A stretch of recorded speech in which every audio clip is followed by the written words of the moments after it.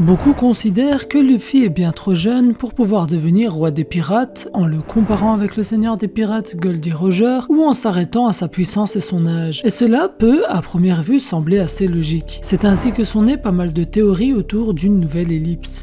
Il y a eu tellement de débats, de théories, de propositions et de possibilités autour de cette deuxième ellipse que la seconde ellipse est presque devenue un fait avéré auprès des fans. Un peu comme l'œil de Zoro où la majorité des fans considèrent que ce n'est même plus une question de théorie, mais que c'est qu'une question de temps avant que cela survienne dans le manga. Mais permets-moi de te rappeler qu'il ne faut pas oublier qu'il s'agit malgré tout que de théories, que seul l'auteur est maître de ce qu'il nous raconte. Et comme la vidéo sur la mort d'un Mugiwara a particulièrement plu, étonnamment parlant, et un grand merci à vous, et suscité un débat intéressant, je me suis dit que ce format n'était pas aussi boudé que ce que je croyais. Ainsi on se retrouve dans cette nouvelle vidéo afin de parler scénario, analyse et une théorie autour d'une seconde ellipse comme simple prétexte permettant d'amener le sujet. Et pour être directement honnête avec toi, je suis un partisan de la théorie qui dit qu'il n'y aura pas d'ellipse. Je vais bien évidemment argumenter ma théorie, mais tout d'abord il faut comprendre ce qu'a apporté la première ellipse, la raison de cette dernière et comment elle a été amorcée, etc. Car cette première ellipse nous donnera des réponses intéressantes. Car en effet, si beaucoup pensent que l'ellipse n'était que la résultante de la faiblesse des Mugiwara, il est possible d'y apporter des réponses complémentaires, montrant la complexité d'une œuvre et du manga et la qualité d'écriture d'Eiichiro Oda. Tout d'abord, il faut bien l'imaginer, mais l'ellipse a été amorcée il y a très longtemps, puisque Luffy perd de façon lamentable, incapable de se défendre ou de protéger son équipage face à l'amiral Aokiji. Il s'agissait en réalité déjà des prémices de la nécessité d'une ellipse. Et cela s'est grandement confirmé durant l'arc Shabondi où Luffy fut incapable d'empêcher la dissolution de son équipage. La touche finale fut bien évidemment la mort de Ace. Tous ces éléments furent introduits par Oda afin de montrer la faiblesse des Mugiwara et l'intérêt de mettre en pause leur aventure avant une reprise explosive 2 ans plus tard à l'endroit qui a vu l'équipage se séparer. Mais c'est là que ça devient intéressant. Pourquoi à ton avis l'ellipse ne se déroule qu'après la guerre de Marineford?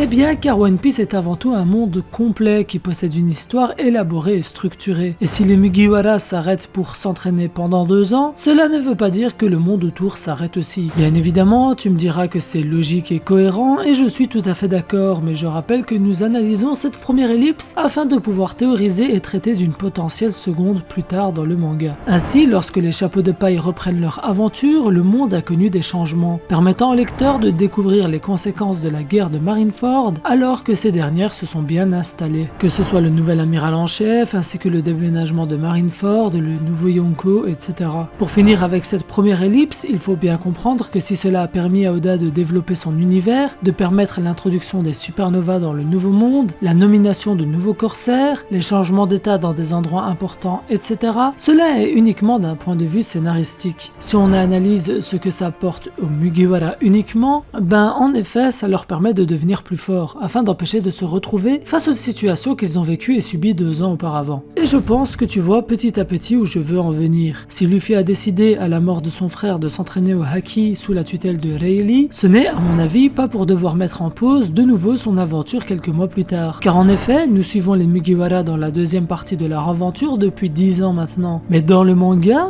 cela ne fait que quelques mois qu'ils se sont réunis à nouveau et qu'ils ont relancé l'horloge de leur aventure qui s'était arrêtée. Ainsi, la mort de Ace deviendrait presque inutile si cela a uniquement permis à Luffy de voyager durant quelques mois. Sans oublier le fait que Luffy a fini son entraînement aux côtés de Rayleigh 6 ans avant la date de leur réunion à Shabondi. Ainsi, le Seigneur des Ténèbres Rayleigh avait considéré Luffy comme suffisamment fort et entraîné pour se rendre dans le nouveau monde en sachant que son disciple rêve de devenir roi des pirates et devait donc se confronter aux empereurs. Sans oublier le fait que les Mugiwara deviennent plus forts avec l'expérience qu'ils accumulent face à des adversaires capables de les pousser au bout de leur retranchement, un power-up qu'ils sont bien incapables d'obtenir en entraînement. Nous avons pu le voir avec l'éveil du Haki de l'observation pour Zoro à Alabasta, pour l'éveil du Haki des rois de Luffy, et plus récemment pour sa maîtrise poussée du Haki de l'observation permettant d'imiter Katakuri. Et si nous analysons bien le combat entre le protagoniste et l'antagoniste final de l'arc Whole Cake Island, on peut appuyer sur le flashback de Luffy Luffy lorsqu'il se rappelle des paroles de Rayleigh lui disant qu'il devra se confronter à des adversaires avec des haki supérieurs afin de lui permettre d'améliorer sa maîtrise des haki. Et si oui, le niveau que Luffy avait lors de leur retrouvaille à Shabondi n'était clairement pas suffisant pour vaincre Yonko, nous savons que Luffy a largement évolué aujourd'hui et est bien plus fort. Et c'est un facteur assez souvent oublié dans les théories à propos d'une ellipse pour un entraînement. Nous ne pouvons absolument pas dire que le Luffy à Marineford a la même puissance que le Luffy du premier épisode, et pourtant il n'y a pas eu d'ellipse entre ces deux moments. Car oui, les Mugiwara évoluent durant leur aventure et deviennent donc plus forts sans devoir s'arrêter pour s'entraîner. La première ellipse était donc une façon pour Oda de marquer une transition entre la première partie de Grand Line, nommée Paradise, et la deuxième partie de Grand Line, Shinsekai, plus communément appelée l'Enfer.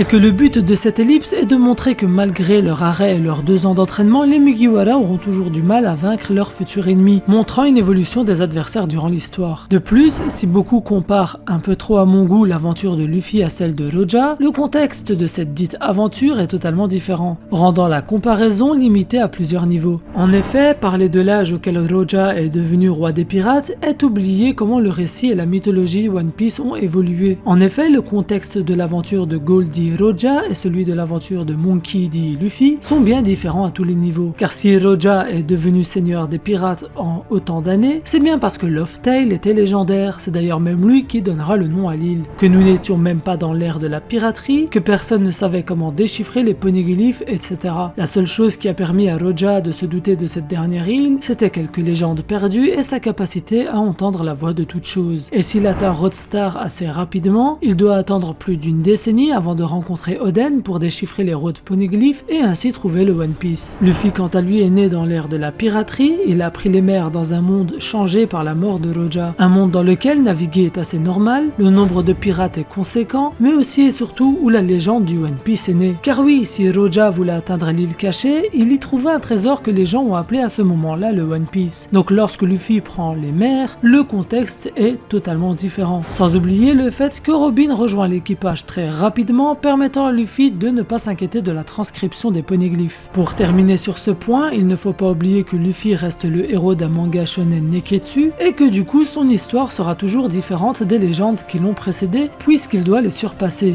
Car oui, il s'agit d'un élément très important dans la création d'un récit contant une épopée aussi incroyable que One Piece. Mais si Oda a décidé de faire de Luffy le fils de Dragon, le petit-fils de Garp et celui qui partage une promesse avec Shanks, c'est pour montrer ce que Luffy doit dépasser. En devenant seigneur des pirates, il les surpassera et en accomplissant ce que Roja n'a pas pu accomplir à cause de l'absence de Poséidon, il le surpassera aussi. Et c'est un phénomène commun au shonen Neketsu. De plus, à la fin de l'arc Wano Kuni et à la fin de la guerre d'Onigashima, Luffy devrait logiquement posséder 3 copies de Road Poneglyph et il lui manquerait dès lors qu'une seule pour pouvoir réaliser son rêve, à savoir trouver le One Piece. Et je ne pense personnellement pas que Barbe Noire va attendre à ce que Luffy revienne de son ellipse entraîné pour réaliser ce qu'il veut faire, surtout si un ou plusieurs empereurs tombent et si le système des Yonko n'est plus. Mais cette partie sera plus développée dans la série des vidéos sur Onigashima. Bien évidemment, dans ma théorie, on n'omet pas la possibilité d'une ellipse à la toute fin du manga, comme nous avons pu avoir dans Dragon Ball, Bleach ou encore Naruto, mais cela est un contexte différent puisque cela permet uniquement de montrer ce que sont devenus les personnages, l'histoire étant en réalité déjà terminée. Personnellement, je ne vois pas Luffy mettre en pause son aventure si près du but, alors que l'auteur nous affirme arriver à la fin de son œuvre. De plus, si près de la ligne d'arrivée, créer une ellipse qui forcera Oda à au moins raconter au lecteur les changements qui se sont effectués dans l'univers One Piece, poussera l'auteur à devoir continuer son œuvre encore pour un moment. Bien évidemment, tout cela reste théorique, donc je peux totalement me tromper. Mais le but de cette vidéo est avant tout d'analyser, de mettre en avant les intérêts scénaristiques et d'essayer humblement d'expliquer les différences entre deux cas de figure qui nous paraissent souvent similaires mais qui en réalité sont bien différentes. C'est-à-dire analyser la première ellipse afin de comprendre ce que pourrait apporter la deuxième et mettre en avant les différences entre Luffy et Roja. Et coupler à cela une petite théorie sur l'absence d'une ellipse, car oui, n'étant pas l'auteur, je ne peux pas affirmer qu'il n'y en aura pas. Je n'aurais pas la prétention de faire ça qui plus est. Mais ce que je voudrais savoir, c'est ton avis sur le sujet. Selon toi, y aura-t-il une ellipse ou pas? Et pourquoi? N'hésite pas à laisser ton avis en commentaire, je me ferai un plaisir de le lire. Nous arrivons à la fin de cette vidéo qui j'espère t'aura plu. Si c'est le cas, comme d'habitude, lâche le Gomu Gomu no pouce bleu et tu peux bien évidemment aussi partager la vidéo. Si tu es nouveau, tu peux rejoindre mon équipage et devenir mon Nakama en t'abonnant et en activant la cloche. C'était Yams.